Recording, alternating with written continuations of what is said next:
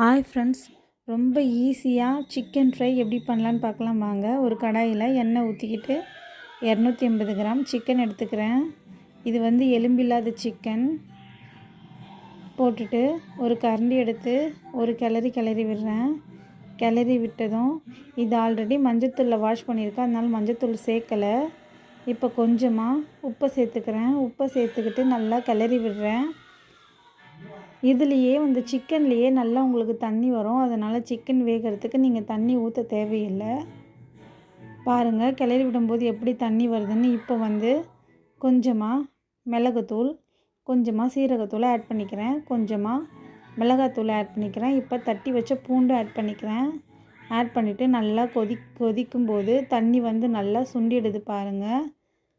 தண்ணியே இல்லாமல் இருக்குது பாருங்கள். இப்போது சிம்மிலேயே வச்சு, அடுப்பை சிம்மிலேயே வச்சு நல்லா ஒரு கிளறி விடுங்க. இப்போ நல்லா பாருங்கள் சிக்கன் எப்படி இருக்குன்னு. இது நல்லா டேஸ்ட்டாகவும் இருக்கும், நல்லா மொறுமொறுப்பாகவும் இருக்கும். இந்த மாதிரி சிக்கனை நீங்களும் ட்ரை பண்ணி பாருங்கள்.